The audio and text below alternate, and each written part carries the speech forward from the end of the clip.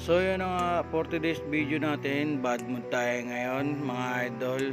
Kagabi pa dahil nag-stock up yung ating motor dahil may nagtarantado sa ating lagay ng oil at gear.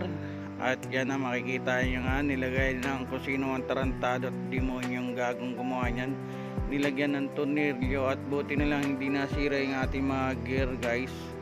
Talagang bumiyahe pa kami ng mga nakaraan ng anak ko sa Makati at buti hindi kami doon na siraan ng motor at buti nandun na kami lang sa kanto namin at hindi na pwersa yung mga gear at hindi nasira yung mga gear. So yan nga, hindi na natin na-videohan yung pag-arkila natin ng sakyan at pagsampa natin sa truck at dinala natin dyan sa paggawaan. So yan, panoodin nyo yung full video na pinagawa natin yan yung ating gear at pinacheck natin, kala natin wasak yung ating mga bearing. So yun nga mga idol, talagang hindi ko pa lalagpasin yung kung sino man gumawa niyan, bata man o matanda o trop. I don't ever slow up, no I don't take shit. I got no love for the fakeness. If you wanna play tough and wanna hate this, I'll always show up. I don't ever slow up, no I don't take shit. I got no love for the fakeness. If you wanna play tough and wanna hate this, I'll always show up and make a statement. I don't ever slow up, no I don't take shit. I got no love for the fakeness. If you wanna play tough and wanna hate this, I'll always show up and make a statement. Everything I do so instinctive and so passionate. Every word I move so descriptive. So yun na nga mga idol, at ito nga oh, kaya pala nagloko yung ating motor kagabi, buti hindi nagloko yung nasa biyahe tayo papunta Makati. Yan eh, tornilyo na nilagay dyan sa gear natin at nakapansin ni idol. Yan oh, idol, kaway ka muna. Yan, kasama ko pa naman yung anak ko kahapon doon sa may sa may Makati. Bumiyahe kami, kasagsagan ng kahabaan ng buti hindi na nagloko, dito na nagloko sa may bandang monumento idol. Kasi ito nga biglang nag-stock up yung likod ng motor natin. Kala nang dapat kagabi may gagawa na sana kagabi yan tapos basag daw yung bearing. Tapos ngayon ito nga, markila pa tayo na sasakyan para maidala rito yung motor. Ano nga, at nakita nga ni idol wala naman sira, kumaga parang may nanadya lang ng paglagay ng tornilyo. Hindi natin alam kung may lihim na inggit o lihim na galit na idol na.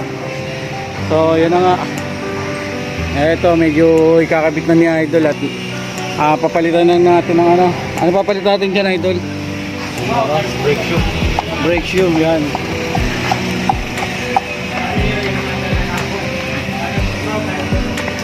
So yan, ngayon ang gagawin natin ngayon dyan lods, mga i-report natin sa barangay ngayon yan. Yan ngayon nangyari, merong parang kasi delikado yung mga ganitong pangyayari ay katulad yan. Kapong kasama ko yung ating panganay para doon sa for endorsement natin. Paano kung kasagsagan nung ng biyahe namin, di ba? Tapos yung nasa likuran namin, sigurado kami yun, same lang. Tapos yung mga nakasunod namin sa likod talaga madidisgrasya talaga. Kumaga talagang ewan ko, hindi natin alam, pero sabi nga ng mga gawa, kung bata, hindi gagawin ng bata yan. May utak na yung gagawa na itong paglagay ng tornilyo. So yun na nga, re-report natin. Pupunta tayo ng barangay para ma-report natin yun. Tapos tignan natin kung ano yung mga CCTV makikita natin kung sino ba yung naglagay na yun. At para mapatawag natin sa barangay. Kasi hindi biro ito, kasi delikado ito ang ginawa nila. Delikado yan, no? Idol, no? Sanggol yung naglagay niya. Sanggol. Ayun o, mga lods, di ba? At ayun o. Natin yung mga mechanic road dito sa Unison, no? Ayun.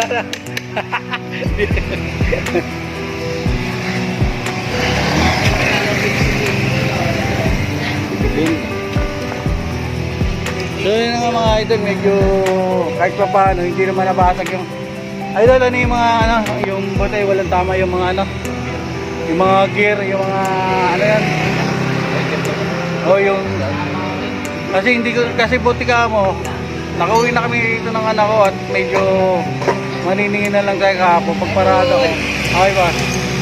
Ayun nga, pagparada ko kahapon, pag andar ko, kala ko may bumarang, may bumarang na chinelas kasi mga naglalaro yung mga bata. Bigla na lang nag-stack up. Eh kung kasagsagan talaga ng biyahe namin, sigurado maridisgrasya kami ng anak ko. So yun naman, at wala namang nasira sa gear dahil hindi ko nga siya piniwersa kagabi. Tapos medyo